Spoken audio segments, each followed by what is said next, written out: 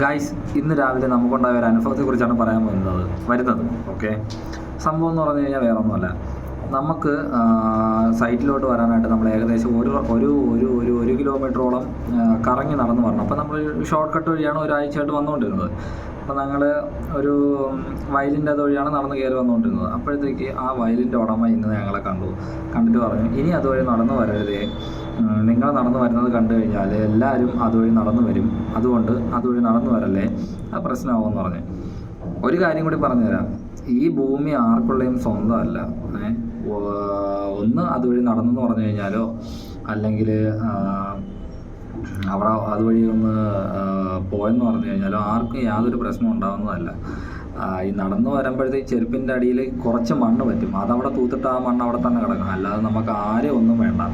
ഒരു കാര്യം കൂടി, നമ്മൾ മരിച്ചു കഴിഞ്ഞാൽ ഇതൊന്നും കൊണ്ടുപോകുന്നില്ല, കൂടിപ്പോയ 6 അടി മണ്ണ് അത്രയേ കൊണ്ടുപോകുന്നുള്ളൂ. അതും ആ മണ്ണിൻ്റെ അകത്ത് തന്നെ കുഴിച്ചിടും, അല്ലാതെ ആ മണ്ണുകൊണ്ട് ആർക്കും ഉപയോഗമില്ല.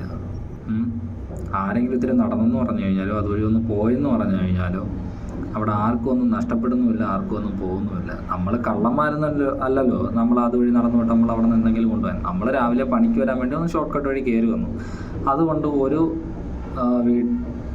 ഒരു വഴി കൂടി ഒരാൾ നടന്നെന്ന് പറഞ്ഞു കഴിഞ്ഞാൽ അതൊരു തെറ്റാണെന്ന് എനിക്ക് തോന്നുന്നില്ല. കാരണം മോട്ടിക്കാനല്ലല്ലോ പോകുന്നത്, ജോലിക്ക് പോകാൻ വേണ്ടി എളുപ്പം അതുവഴി ഷോർട്ട് കട്ട് വഴി കയറി, അത്രയേ ഉള്ളൂ. അല്ലാതെ അതുവഴി ആരും ഒന്നും കൊണ്ടുപോകുന്നില്ല, ആരും ഒന്നും കൊണ്ടുപോകുന്നില്ല. പിന്നെ ചെറിയൊരു ജീവിതമാണ്, ഒരു 40 വയസ്സ് വരെ അല്ലെങ്കിൽ ഒരു 50 വയസ്സ് വരെ ജീവിക്കുക, അല്ലെങ്കിൽ ഇന്ന് കിടന്നിട്ട് നാളെ എനിക്കൊന്നും ആർക്കും ഒന്നും പറയാൻ പറ്റില്ല.